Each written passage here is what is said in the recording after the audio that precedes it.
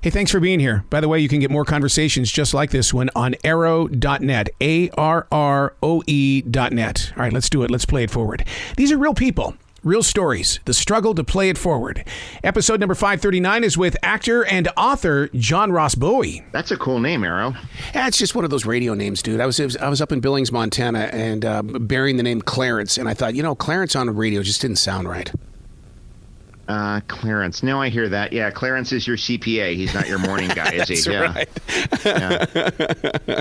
Hey, before we get started, I really want to thank you for the TV show Speechless, because that was my family. My brother would not let anything get in his way, and I just felt like that I was living my life through you guys. Oh, wow. That means a great deal. I love hearing that. I hear that a lot, and it always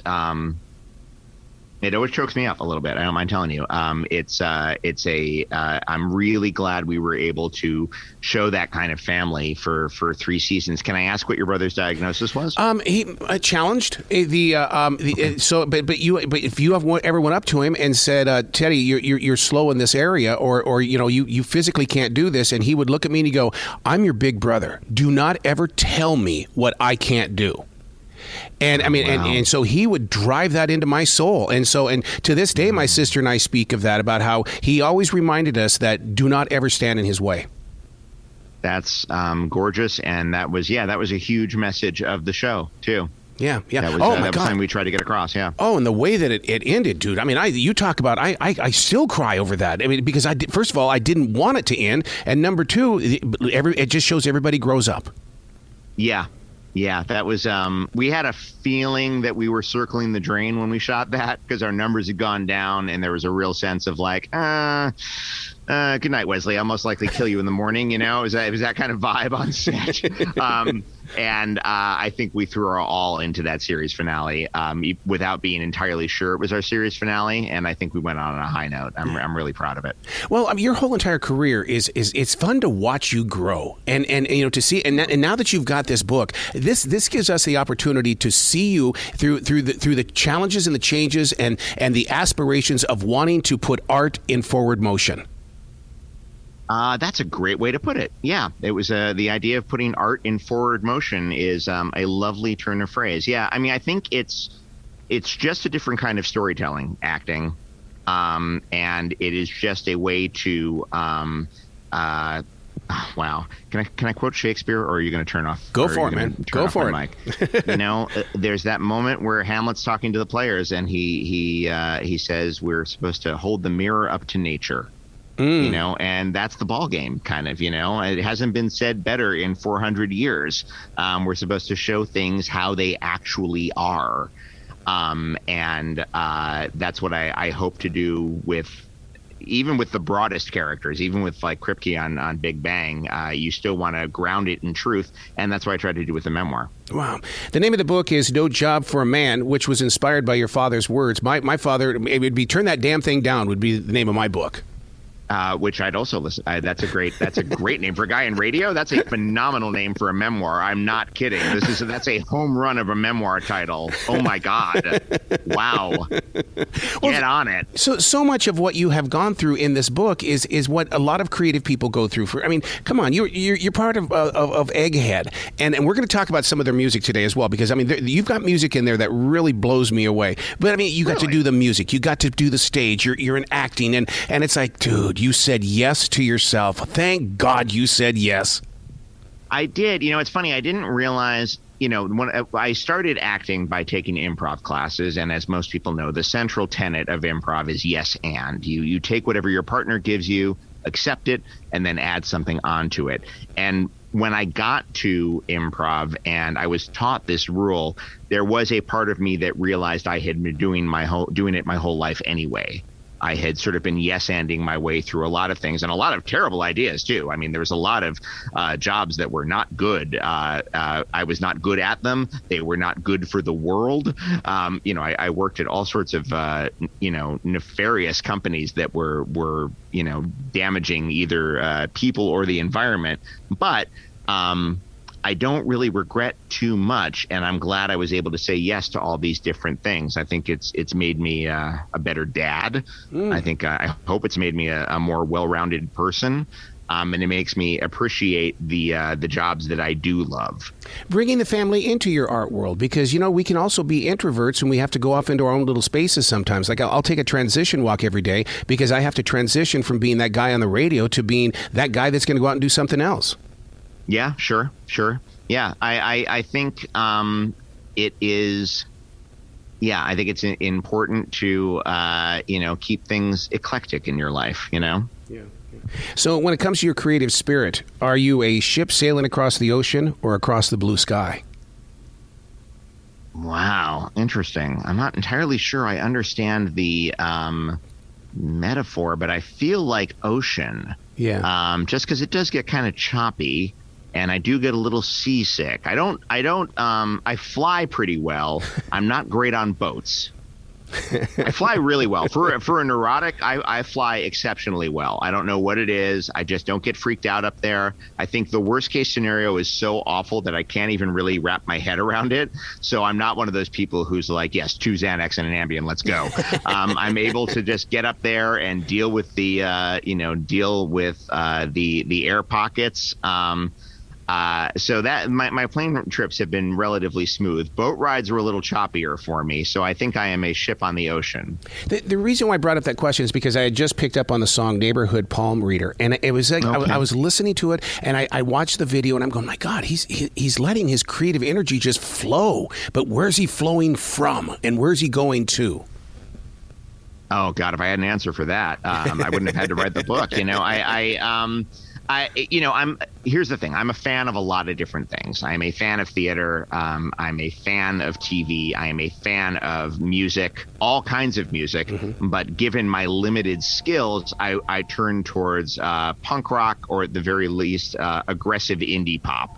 And as such, I want to try all of these things. I like a good memoir, so I wrote one.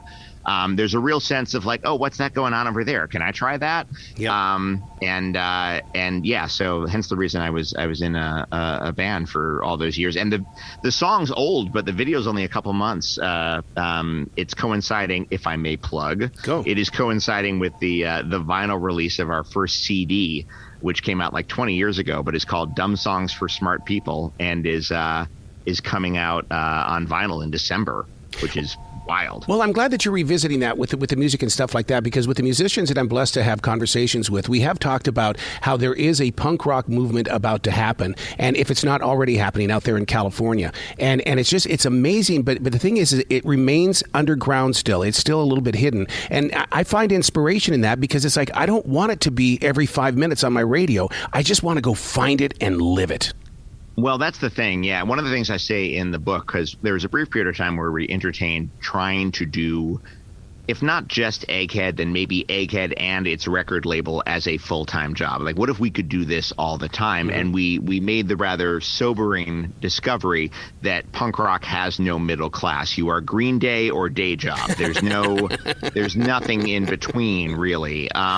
So, yeah, wherever there is an overground, there is an underground. And right now, I mean, not right this instant, they're all sleeping in, but there are bands in LA that are getting ready to do gigs tonight in somebody's, basement in Van Nuys or backyard in Boyle Heights. And part of my current midlife crisis is getting more into that stuff again and returning to that. And I'm meeting all these guys who keep flying the flag. These young folks. Listen to me. I sound like punk rock Abe Simpson. Although punk rock Abe Simpson is basically just Henry Rollins, right? I mean, that's what that is, right? But there is a lot of really exciting stuff simmering underground. I think wherever there are frustrated teenagers, there's going to be a few good punk rock bands, and that pleases me greatly. We've hit that age, John, where it's like I talk with the younger musicians, and I'll say, well, you guys are going to do the college circuit like Dave Matthews, right? They go, who? And it's like, no, don't say that. That age is not over yet. Yeah, I don't even want to get into what kids have or haven't heard of. That was a struggle with the book too. Like, which are the references I'm going to explain in a footnote, which ones actually have to be in the main text, in which references I want to say, you know what, buddy, go Google it. So when you put out a book, and what I mean by put out is, in other words, it released itself from you. It's moved through you. It's now on a page. And in all honesty, it now belongs to us. And the thing is that what has now been cleared from your system of growth that you can now plant a new field of creativity? I think a lot of the guilt, shame, and anger, some of which was justified and some of which was just me beating myself up, is out there and has been processed in a way by writing it. And hopefully people will read the book and be able to deal with whatever guilt, shame, and anger they're dealing with as well. Like, oh, look at the mistakes this guy made, and he's made it through, and he has been forgiven and forgiven himself. If it was just about me, purging all my spleen out into the shelves of your better bookstores, I don't think I'd have written the book. I do think there is something very soothing about reading about somebody else's struggles and somebody else's mistakes, and I hope people can get something like that from the book. Well, I was going to ask you why it didn't come with a yellow highlighter, because there are a lot of features in there where you can go, man, I want to come back to this. I want. Oh, that's nice. What a nice thing to say. That means a great deal. Thank you for saying that. That is the hope. I hope people buy the book, certainly, but keep it around and don't immediately give it to Goodwill. Well, see, creativity to me is a misunderstood language, and you've got to learn how to speak the street of a creative person in order to gain access. And there for the longest time, the only book that we had that we could lean on was The Artist Way from Julia Cameron. But we need books like yours that are going to say, look, I did it for you. Okay, you can still do it, but this is probably what's going to happen. One of the great blurbs I got for the book, and I got some really lovely people to say some really lovely things about the book that we could put on the back cover. And, that's a real, hat in hand moment. Like, you go to your most famous friends and go, hi, listen, if you don't mind, could I send you this unpublished thing, and can you say a nice thing about it? But the actress and writer Rachel Bloom, who created Crazy Ex-Girlfriend, which I loved. I genuinely loved that show, and I think she's a singular talent. She gave me a blurb that was amazing. It was something to the effect of, as personal as this book is, it's still a great handbook for the aspiring actor. And that was not necessarily my full intent, but I love that she found that. Because if you're going to talk about my jobs, it's worth talking about how I do those jobs and what process goes into them. And I tried to be, without necessarily making it a how-to, I talk about, how I came to these roles and how I approached these roles and the different tactics I used to do them, and not just in acting, but the stuff I did in teaching and in radio. So it was. I didn't mean it as an instruction manual, but I am thrilled that some people have found that in there. Speaking of teaching, we both share that where we've had it in our lives. The moment that something pops inside their imagination, where they finally understand. Yeah, I'm with future broadcasters, so a lot of people think they're stars before they even get to class, and it's like good. I'm glad you got that energy. All right, now let's fine tune it. What are you talking about? No, we're going to fine tune you, and so, but it's fun to watch when an idea becomes an actuality. Yeah. No, it's something I've really. I still I studied to be a high school teacher. That was actually the original career plan. And I did that for 1 year, and it kind of broke me like a twig. And there's a detailed chapter about that in the book. But I was very, very young. I was 22 when I started teaching high school. So I was, in some cases 5 or 6 years older than these kids, and looked it. Very much looked at, just baby face, jet black hair. I shaved every day, but I didn't have to. I was living a lie. When it was fun, when I could get them to connect with, Wordsworth or Alan Patton's Cry the Beloved Country, I got to student teach the Scottish play, as we say in theater, since we don't actually utter the name. It was really satisfying to see people get excited, to see 15-year-olds light up about that. And it was those moments were few and far between, but they were really very exciting. And I still teach. I was teaching an acting class before the pandemic. Nice. That was incredibly satisfying, and I miss it. I will likely go back to it at some point. At any time when you were putting the book together, did you have to step back into a third-person kind of a role so that the writer, as well as the actual person you're writing about, could have some time alone, but we needed to have that third person in there to really keep the book going? Well, yes, I think you've got to approach it with a certain novelistic distance at some point and realize that you don't have to, your story's interesting or it's not, but you can't take, how to put this, you can't take detail for granted. Right. You were in that room, but nobody else that is reading this was necessarily in that room. So how did it smell? How did it feel?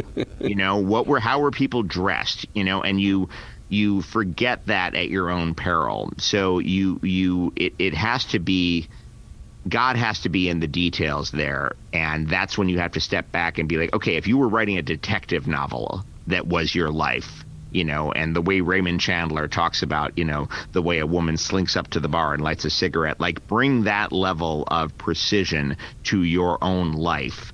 And that's going to bring people into it with you. You know what I mean? Yeah, I do. The name of the book is No Job for a Man. There's a lot of yellow on this book cover. Yellow is a power color, dude. You did that for a reason. I didn't at all. It was designed by a terrific artist named Emily Flake, whom I just met in person for the first time last night, actually. And I just gave I don't have a great visual sense, honestly, which is why I didn't know yellow was a power color. But I very much yielded to her expertise. She's a New Yorker cartoonist whose work I've always enjoyed. And I said, here's a couple ideas. This book is about my dad. This book is about the various jobs I've had. Off you go. And yeah, it's a very autumnal cover. I noticed that. It's got a yellow background, but it's all deep browns and oranges and dark sort of maroonish reds. And there's a warmth to the cover that I really like. It's a very striking cover, I think.